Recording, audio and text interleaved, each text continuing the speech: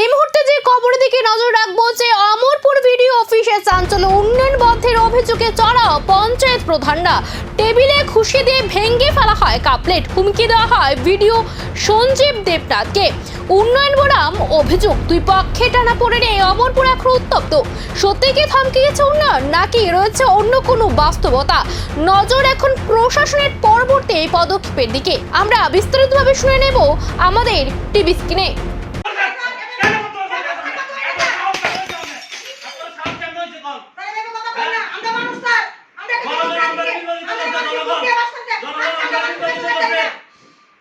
আমরা গভর্নমেন্টের কাজ কেন করতে আমরা আমরা মুখ নাই আমরা আসার পর আমাদের অমরপুর একবার বলে একদম হয়ে গেছে না উন্নয়নমূলক কাজ আমরা কাজ করি না আমরা কথা শুনতে পাইছি না। আমরা কাজ করেন, আমরা দিদি মদত করব, আমরা দিদি মদত করব, আমরা কথা দিয়ে আমরা বুঝ দিতে পারতাম না। যেদিন ওনার কাছে দিন কথা দিতে পারতাম না, কথা দিয়ে আমরা বুঝ দিতে পারতাম না। ব্লক কথা দেব কারণ আমরা দিনের পর দিন যাচ্ছে উন্নয়ন আমরা কথা বুঝতে কথা বলবেন।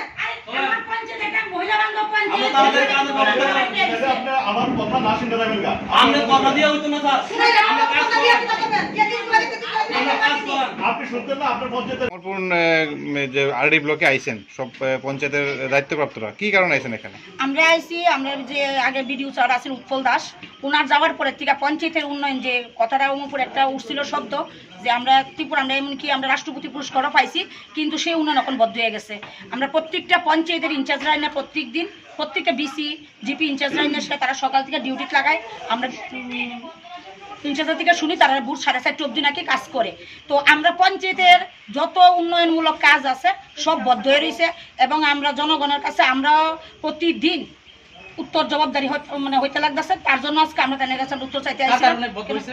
এই যে আমাদের অমরপুর আরডি ব্লকের যে বর্তমান বিডিও সঞ্জীব দেবনাথ, এখন আপনারা ওনার কাছে কেন আইছেন?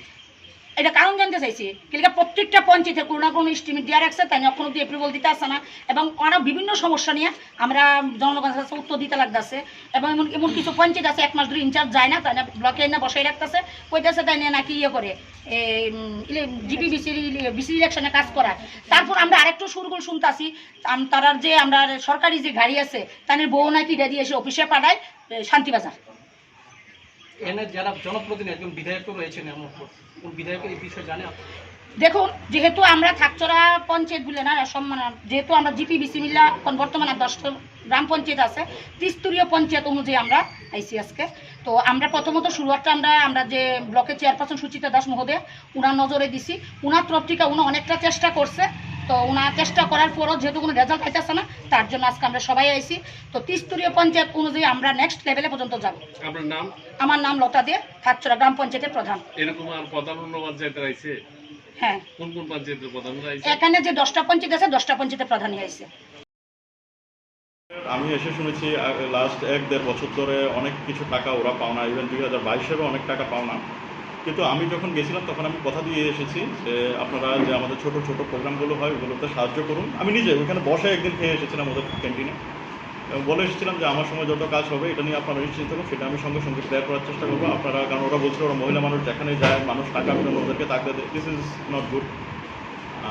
কিন্তু যেই পেন্ডিং বিল 1 বছর 2 বছর এই সময়ের জন্য পেন্ডিং আছে সেটা আমি একটু না ঘেটে তো এইভাবে পেমেন্ট মানে যেটা টাকা প্রভিশন আমার কাছে নেই।